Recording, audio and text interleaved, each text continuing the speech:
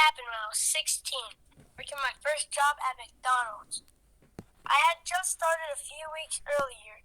I mostly worked weekends, but one Friday they asked if I could cover a late shift. It was supposed to be easy. Just me, a manager named Chris, and one other worker in the kitchen. We closed at midnight. At least that's what I thought. The night started normal.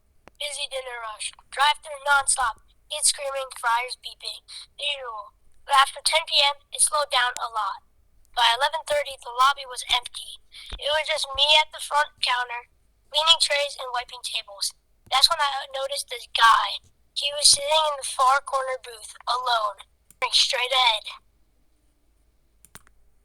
I walked back to the counter and asked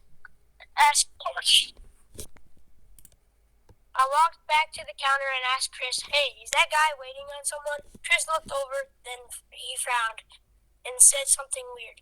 I thought that he already left.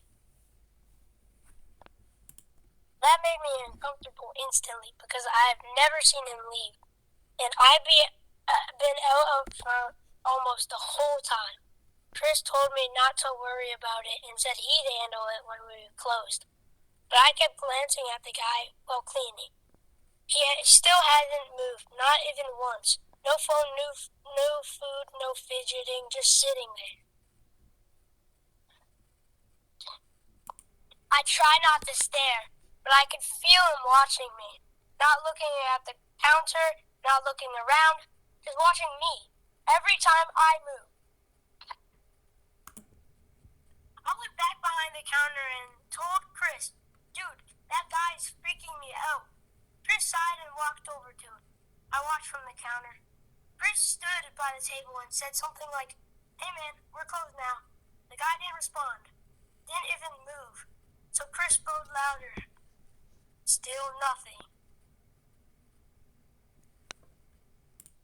Then Chris reached out and tapped his shoulder, and the guy fell over, just tipped sideways onto the booth, stiff, like a mannequin. I remember my stomach dropping instantly. Chris jumped back and swore.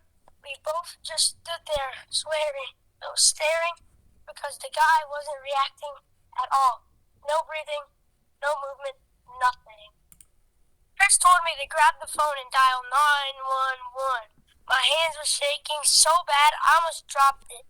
While I was dialing, I looked back at the booth, and that's when I noticed something that still messes with me. The guy was smiling, not like a normal smile. It was too wide, too forced, like someone had pulled the corners out of his mouth and left them there. And his eyes were still wide open, still not blinking. While we were waiting for the ambulance, the guy sat back up, not slowly, not groggy, just instantly, like a switch flipped. I remember dropping the phone. Chris saw it too. We both froze. The guy turned his head toward us, still smiling, and then he spoke. In the calmest voice I've ever heard, he said, "You're not supposed to see me after closing." And then he stood up, walked to the front door, and just stood there, facing the glass. We didn't move. We didn't say anything. We just watched. And then we heard sirens. Police and ambulance pulled into the parking lot. And the second the lights hit the windows, the guy was gone. Not ran out, not walked out, gone. The doors were still locked. The alarms never went off, and the cameras never showed him leaving. Police checked everything. Bathroom, kitchen, freezer, roof access, nothing. They even reviewed the security footage. That's when things got worse. The cameras showed the guy walking in earlier that night. Normal. Sat down in the booth, normal. But after 11:55, he stopped appearing on the camera. Not like he left, like he wasn't there. Even though we could still see him in real life. I quit the next day, didn't get a notice, didn't go back, nothing. A few weeks later, I ran into Chris at a gas station. I asked him if anything ever came of it. just looked at me for a long time. Then he said something I'll never forget. That booth, he said, that wasn't the first time. I asked him what he meant, and he told me this years before I worked there. Someone had died in the exact booth late that night. After closing, sitting there smiling. I still eat McDonald's sometimes, but I never sit in the corner booth anymore. And if a place is about too close, I leave immediately because I still remember what he said.